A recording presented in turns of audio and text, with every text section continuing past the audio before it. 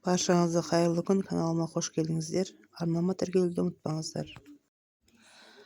Жас шыға апасы, күзде мектепке барасың. Соған дайындалуымыз керек деп, оқу құрал жабдығын алатын ақша керек болған соң бір қойын сатты. Содан колхоздың қара жұмысынан босаған бір күні ұлын ертіп, аудан орталығындағы жайма базарға барды. Жомарт мұндай қан базарды көрмек түгілі естіген емес. Қатар-қатар қойылған үстелдердің үсті толған мата-сата, жоғарыға қарап еді киімге ілгіштерге іліп тізіп тастаған небір керемет киімдер, үстелдің астыңғы жағында тізілген аяқ киім. Апасы әр затты сұрап қолына алып көріп, одан соң баласын жетектеп әрі қарай тамашалап келеді.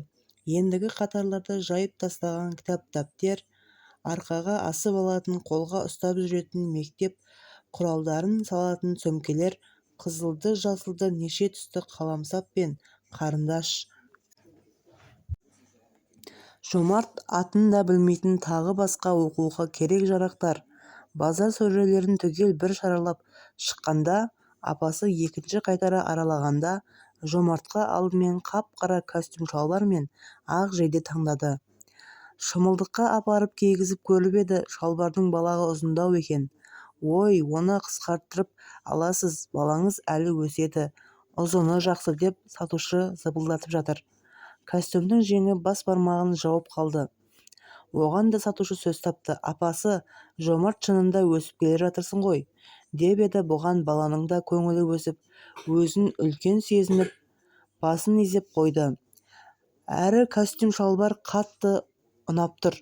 Тура ауыл совет ағаныңкіндей, жейдесі де әппақ әдемі. Апасы, жейдеден екеуің беріңіз ауыстырып киеді ғой, деп еді. Тіпті қолын шапалақтап қуанды. Әсіресе қап-қара топлайы мен кедасын айтсаңызшы. Ең соңында апасы екеуі сөмке мен кітап-дәптер сататын қатарға қайта келген. Бірінші сыныпқа баратын балаға қандай құрал-жабдық керегін сауаты аз байғұс әйел қайдан білсін. Сатушыға, сіңілім, мына балам биыл мектепке баратын еді, соған керекті кітап-дәптерін берші, деді жалынғандай болып. Қасы көзін баттастыра бояп, басындағы жирен шашын төбесіне үйме-жүйме жиып, темір қысығышпен түйреп қойған, денесі көршінің сары сиырындай жайылған берекелі әйел мына тұрысында ханға сәлем бергісі жоқ. Сатушы емес, колхоз бастығының әйеліндей керіледі. Қай мектепке барады, деді әрең сөйлеп. Біріншіге барады, деп апасы елпілдеді. Қай мектепке деймін, орыс па, қазақ па, ұйғыр мектебі ме, деп сатушы әйел апасына зірк-зірк етті. Қазақ қой, қазақтың баласы, деді апасы.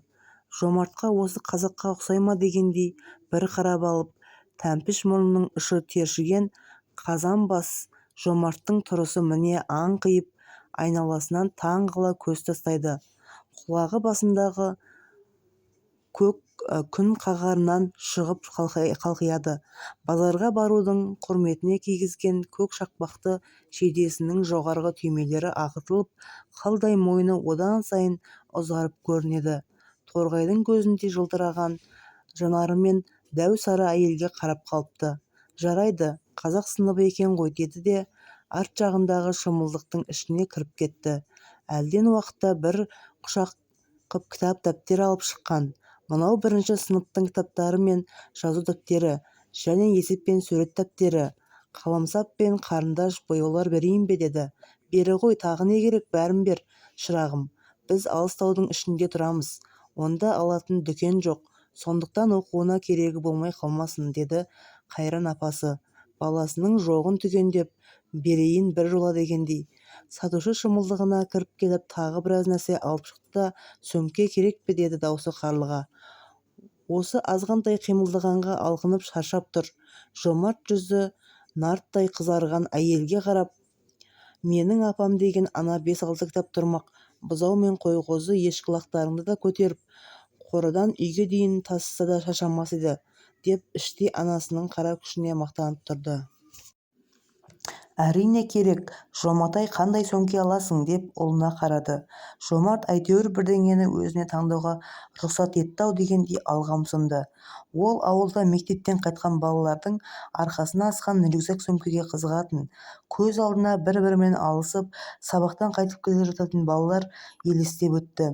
Қол сөмкесі барлар оны жолдың шетіне тастап қойып, төбелесіп болған соң іздеп жүреді. Ол бірден рюкзак деді апасы. «Немене?» деп түсінбей мұның бетіне үңіліп қайта сұрады. Негізі апасының көзінің қарасынан ағы көп. Ашуланғанда қарасы айналып кеткендей аларып шыға келеді. «Рюкзак па?» деп сары әйел жоғарғы жақта қыстырулы тұрған ілгекпен түсіріп алып берді. «Арқа сөмке ме?» деді апасы өз тілінде. Қолына тиген сөмкенің көп қалталарына қызықтап қарады да басын изеді. «Нағашыңдей сөмке неге алмайсың?» деп апасы жоғарыда тұрған портфельді нұсқады. «Ол портфель ғой, қызметкерлер ұстайды» деп сатушы апасының қараңғылығына күліп менсінбей жауап берді. «Менің де балам оқып қызметкер болады» деп апасы оны қағып тастады. Қайран апасы, біреудің сөзін қайтсын, ол ұлының болашағынан көп үмітті еді. Негізі апасының бір бетке мінезі бар. Ол әркімнің ықпалында кете бермейді, керек жерінде өз ойын айта салады. Сатушы әйел үндемей алған заттарын апасы айтқан арқа сөмкеге жинап салып берді де есептегішін сытырлатып құнын шығарып айтты. «Әй, немене, тырнақтай баланың мектеп кітабы осынша бола ма?» деп апасы баж ете түсті. «Ия, оқу деген қымбат, сондықтан қағаз қалам да қымбат», деді сары әйел беті мәз бақпай. Апасы сатушымен салғыласып береке таппасын білді ме, үндемей ақшасын беріп сөмкені құшағына қысып алып шетке шықты. Жомарт та аяқ киімдерін салған қалтаны салақтатып еріп келеді. Екеуі базардың шығысындағы бір үйге кірді. Ішінде құжынаған адам. Есіктен аттағаннан дәмді тамақ иісі мұрынды жарды. Бала қарнының ашып қалғанын түсінді. Апасы шеттеу бір бос үстелге келіп қолындағы заттарын бос орындыққа үйді де «Мен тамақ әкелем, сен мыналарға ие бол» деп бағанағы елдер шығып жатқан әйнектің артына еніп кетті. Бір кезде пәтінасын толтырып оралды. Ортаға қойып ыстық тамақты алдымен баласына қарай ысырды. Екеуінің де қарны ашқан екен, біраз үндемей тамақтанды. Ішке ел қонған соң апасы «Жомарт-ай, сен үлкен жігіт болдың, енді сабағыңды дұрыс оқы. Сатушының айтқанын естідің ғой, оқу деген қымбат» деді. «Сен оқы, жақсы оқы, оқығанды да. Әкең екеуміз оқымаған соң малдың соңында салпылдап жүрдік. Сен оқып бағанағыдай әдемі сөмке көтеретін қызмет істе», деді бар үмітін, бар арманын осы сөздерге сыйғызып. «Осы сөзімді ұмытпашы» дегендей дауысы сондай жалынышты шықты. Апасының ойын қабағынан танитын бала бұл өтініштің жай емес екенін түсінді де «Апа, мен жақсы оқып бастық болам», деді үйретіп қойғандай. Апасы жанарынан шуақ төге қарап «Әумин, мақсатыңа жет» деп риза болды. Екеуі жақсылап тамақтанып көңілдері жай болған соң автобекетке бет алды. Автобусқа жұртпен таласа-тармаса мініп, қапшықтарын орындықтың астына тықпалап, сыйғызып жайғасып алды. Апасының ығында отырып терезеден сыртқа көз жіберіп келеді. Иық тірескен биік таулар ұзын жолдан қалыспай бұлардың автобусымен жарысады. Не деген таусылмайтын таулар, басына шығар ма еді? Өткенде бір бала айтқан, басына тура шығатын ұшақ болады деп. Соған мініп шықса, сол ұшақты өзім жүргізсем деп қиялға беріліп отырып әйнектен түскен күн сәулесіне маужырап ұйықтап кетіпті. «Жомарт, тұр, келдік» деген апасының даусынан бірақ оянды. Апасы күні бойы колхоздың жұмысында. Қас қарая оралады. Жомарт апасы келетін уақытта самаурынға су құйып, от жағып қайнатып қояды. Кішкентай шотымен оттыққа ағаш жабады. Қызуы ұзақ болады, шай ыстық күйінде тұрады деп сексеуіл салады. Қазанның астына от жағып, апасы келгенде жуынатын су ысытып қояды. Апасы «Сіріңкеге ықтият бол, оттыққа жер майды тамызып қана құй» деп қатал ескерткен. Кейде апасы қазанға қол басындай ет салып кетеді. Үстіне су құйып, түс ауғанда астына от жақып қой деп тапсырады. Жомарттың қолынан келетіні от тұтатып, самаурын мен қазанды қадағалау. Бала боп еркін ойнай да алмайды. Көршілердің балалары дөңге шығып асықтың туын тігеді, ләңгі теуіп жарысады, тақай жарыстырады, қораз төбелестіреді, қара кешке үйге кірмейді. Кейбіреулерінің қаладан көкелері әкеп берген белсебеттері бар, сонымен жарысады. Олар от тұтатып қазанға су жылытпақ түгілі ойыннан оралғанда да дайын сумен жуынбай төсектеріне құлайды. Апалары мен әпкелері тамақтарын дайындап, әжелері жарығым мынадан бір асашы деп жалынып жүреді. Сөйтіп жүргенде жаз бітіп күз келді. Көптен күткен мектепке баратын күн таяды. Апасы Жомарттың мектепке киер киімін үтіктеп орындыққа іліп қояды. Түс әлетінде көрші Әділхан ағаға шашын түзеттірді. Бұрындары ұстарамен сыпырып тастайтын ағасы бүгін «Жомарт, сен жігіт болдың» деп бұл жолы шашын зырылдап тұрған мәшіңкемен әдемі етіп алып берді. Үйге келген соң айнаға қарағанында шашы ұқыпты қиылған томпақ бет қара бала өзіне қарап күлімсіреп тұрды. Ендігі бастары қатқан мәселе арқа сөмкені апара ма, апарса ішіне қандай кітап салатыны болды. Апасының ақылы көп қой, салып ұрып нағашы атасының ырсалды деген мұғалім келіннен сұрап келді.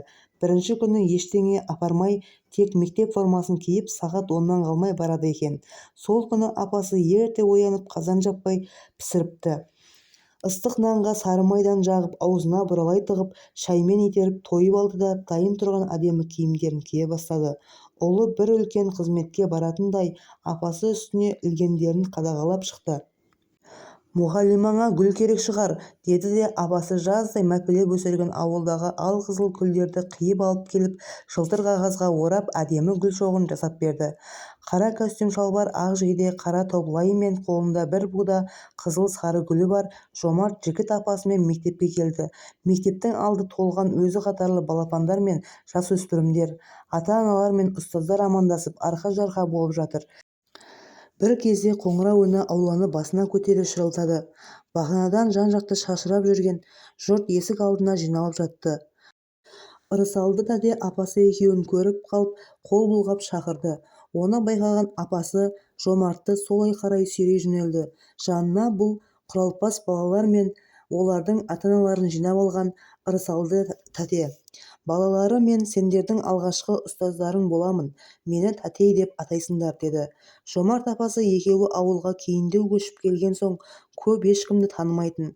Күллі ауылдағы ең жақын туыс дегендері нағашы атасының үйі болатын. Апасы менің төркінімнің бәрі оқыған, бір келінім мұғалім, тағы бірі доғдыр, бауырым есепші деп мақтанатын.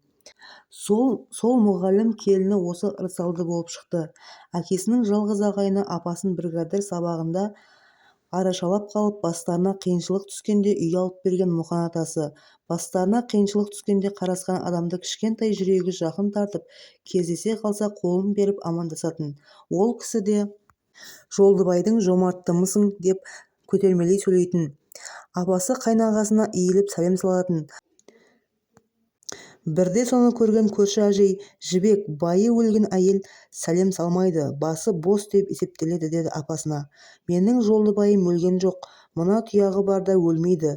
Ол кісі Жолдыбайдың жалғыз ағайыны» деп жылап жіберген болатын. Содан бері бала Мұқан атасын тіпті жақын көріп кетті. Кейде әкесін сағынады. Әкесінен айырылғанда 5 жаста еді. Ілмиген арық адамның жайлаудағы қараша үйдің есігінен еңкейіп кіріп шығып жүретіні есінде.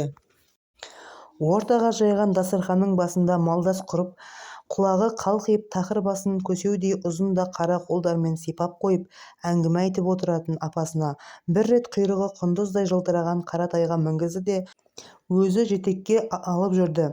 Сонда бала тайға емес тауға шыққандай болып маңайындағы жап-жасыл жазық пен күнмен шағылысқан мұзарт жынға қарап көңілі өскен. Әкесінің таймасты кішкентай күшік кезінде ат-дорбаға салып әкелгені де есінде. Содан апасы екеуі үшін таймас әкесінің көзіндей қимастары. Қайда көшсе де тастамайды. Әкесі ауырып жатқанында қасына шақырып алып басынан сипап, маңдайынан емірене иіскеп бауырына қысатын. Сол бір сәт мәңгілікке есінде жазылып қалыпты. Әкесін сағынғанда дәл осындай сезімде болады. Сонымен Жомарт Жолдыбайұлы 1-ші сыныпта әріп танып жатты. Атауын оңай жаттап алып алғырлық танытқанымен таңбалауға келгенде қаламды алғаш ұстаған саусақтары икемге келіңкіремей қара терге түсті. Кейбір балалар үйлерінен оқып келген бе әріпті жатқа біледі. тіпті таңбасын да әдемі түсіреді. Кейін білді, олардың мектепте оқитын өздерінен үлкен аға-әпкелері бар екен. Солармен жағаласып жүріп әріп танып алады екен. Көршілердің балалары ойнағанда да Жомартты қоса бермейді. Әрқайсысы өзінің іні қарындасымен, аға-әпкесімен қосылып ойнайды. Жомарт Сейсен мен Бейсенге қандай жақсы, өздері бірге ойнайды, қарындастары да бар. Мен неге жалғызбын, ешкім менімен ойнамайды, әріп те үйретпейді деп қатты қапаланатын оңашада. Апасы жұмыстан шаршап келгенде сабағың қалай, оқып жатырсың ба дейді де қояды. Оқиды, сабағын оқымай ше. Жомартқа әсіресе ана тілі мен математика қатты ұнайды. Сандарды біледі, 100-ге дейін санай алады. Ән сабағын айтсаңшы, дене шынықтыруды да керемет. Үйдегі қой-қозының бұзаудың тамағын суын беріп, апасы келгенше шайын дайындап, пешке от жағып, кіп-кішкентай болса да үй шаруасынан бір босамайтын, балалармен де ойнай алмайтын, қайта мектепке барса рахаттанып қалатын. Бірде ырсалды тәтей: Жомарт, ертең апаң маған жолығып кетсінші, айтып бар, деді.